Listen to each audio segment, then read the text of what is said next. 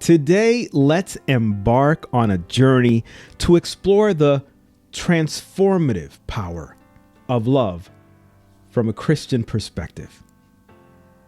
You in? All right, let's go. You know, love is not just a feeling. It's an action. It's active. And it's a commitment, a reflection of God's grace in our lives. In the hustle and bustle of everyday life, it's easy to forget the essence of love. But the Bible reminds us of its importance and its depth.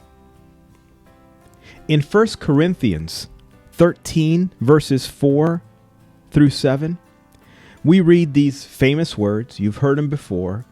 Love is patient. Love is kind. It does not envy. It does not boast. It is not proud. It doesn't dishonor others. It is not self-seeking. It's not easily angered, and it keeps no records of wrongs. Love does not delight in evil, but rejoices with truth. It's always protective, always trusts, always hopes, and always perseveres. Love is a beautiful thing. Sorry, my throat. That time of year, you know what I mean? But listen, this passage teaches us that love is, more than just words. Words are easy, right? It's about action, though. That's not as easy. It's about attitudes towards others. It's about being patient and kind. Sometimes we're not very good at that, right? Even when it's difficult. Even when it's difficult. It's about putting others before ourselves and seeking their well-being. And in a world of me, sometimes we forget that God asks us to be we. Jesus gave us the ultimate example of love, didn't he?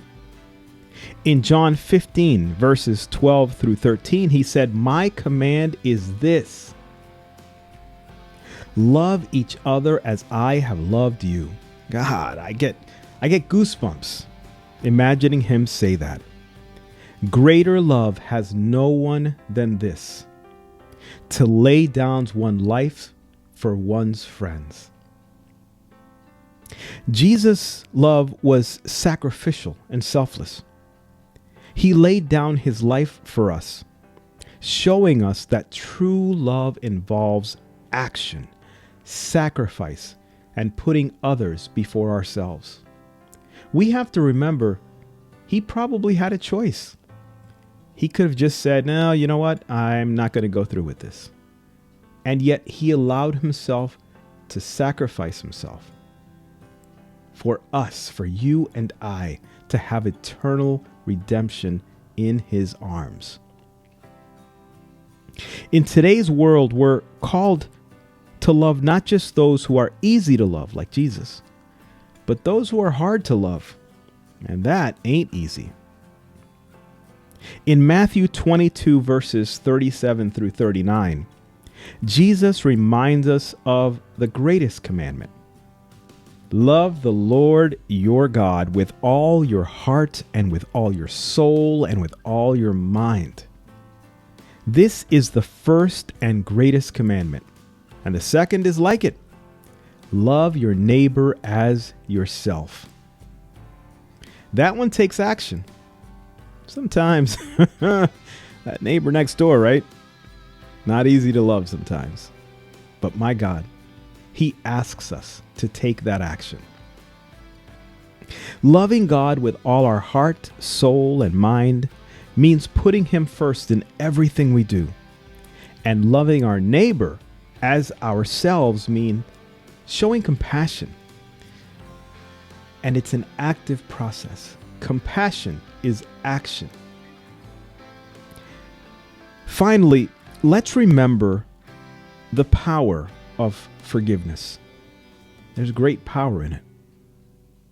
In Ephesians 4:32, we are encouraged to be kind and compassionate to one another, forgiving each other just as Christ forgives us. Forgiveness is a crucial part of love. It frees us from the bitterness and allows us to build stronger, healthier relationships. I mean, maybe I'm alone here, but I've been someone who's been bitter and held on to it. And you've heard it, right? Bitterness is like a poison. You drink it and expect the other person to feel bad.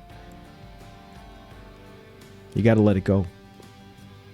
You got to let it go. Letting go and loving, that's what brings us closer to God and to each other. If you've been away from the universal church for a while, like I was, maybe you feel lost. Maybe you're trying to find your way back.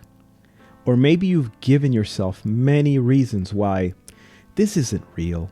It's not objectively real. It can't be. Maybe you've talked yourself into that. I had. And yet I found faith because God wouldn't let me go. He wanted me in his embrace and in his love. So here I am. If this video inspired